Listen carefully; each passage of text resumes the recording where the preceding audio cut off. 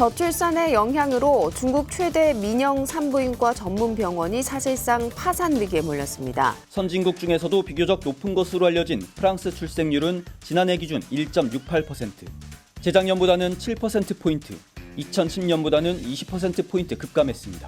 전 세계적으로 저출생 현상이 가속화되고 있는 요즘, 출산율이 무려 2.95명이나 되는 마을이 있다고 해요. 일본의 오카야마현의 나기초라는 곳인데요. 인구 6,000명도 안 되는 이 작은 마을의 출산율은 현재 일본뿐만 아니라 세계적으로도 높은 수치에 속하는 편이에요. 나기초에서는 이를 자랑하듯 마을의 청사 외벽에 커다란 현수막을 걸었는데요.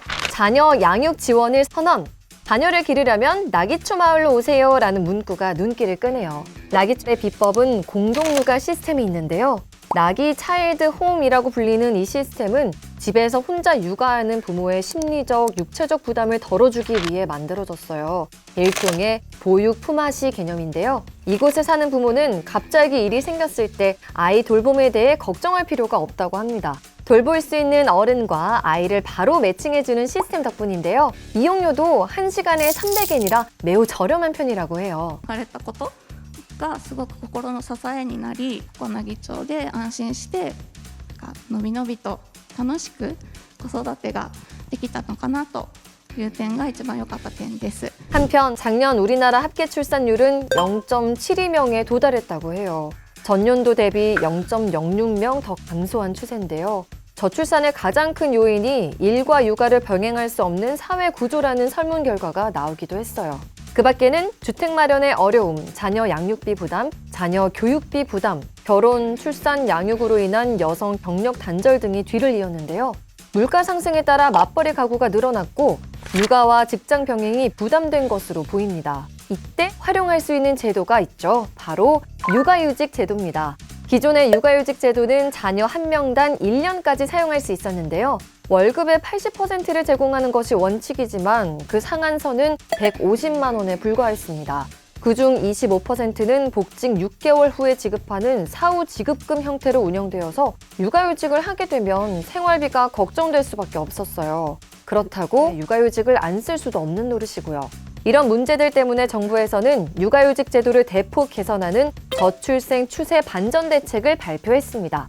일단 육아휴직금의 일부를 복귀 후 지급하는 사후 지급금을 없애고 육아휴직 중에 한 번에 지급하는 방식으로 바꿨고요. 육아휴직 기간과 급여도 늘어납니다. 육아휴직 급여는 현행 150만 원에서 1개월에서 3개월 최대 250만 원, 4개월에서 6개월 200만 원, 7개월부터는 160만 원으로 인상되는데요. 육아휴직을 사용하기 쉽게 자녀 방학 중에 잠깐 쓸 수 있는 2주간의 단기 육아휴직이 신설됐고 부모 모두 육아휴직을 사용하는 경우에는 최대 1년 6개월의 육아휴직을 사용할 수 있습니다. 그동안 육아휴직을 사용할 때 고민되는 점 중 하나가 사내 눈치라는 의견도 있는데요. 출산휴가를 신청할 때 육아휴직도 한 번에 신청할 수 있는 육아휴직 통합신청제가 도입된다고 해요. 아빠의 출산휴가도 5일에서 20일로 늘어난다고 하니 부모 맞돌봄에 큰 도움이 될 것 같습니다. 더불어 육아휴직으로 인한 기업체의 어려움을 덜어주기 위해 대체근무자 고용 시 제공되는 지원금도 상한될 예정입니다. 휴직자의 업무를 대신하는 동료에게 지급하는 업무 분담 지원금도 신설된다고 해요. 지난 6월에 발표한 저출생 추세 반전 대책을 살펴보면 결혼부터 출산, 육아를 돕는 다양한 정책들의 현황을 자세히 볼 수 있는데요. 아이를 키우다 보면 어린이집 임시 휴원이나 학교 방학처럼 단기간 부모의 손이 필요할 때가 있죠. 다양한 틈새 돌봄과 돌봄 교실 무상 운영도 단계적으로 확대될 방침이라고 합니다. 빠른 시행을 위해서 준비 중이니 전국에 육아하시는 분들 잘 참고하시면 좋을 것 같아요.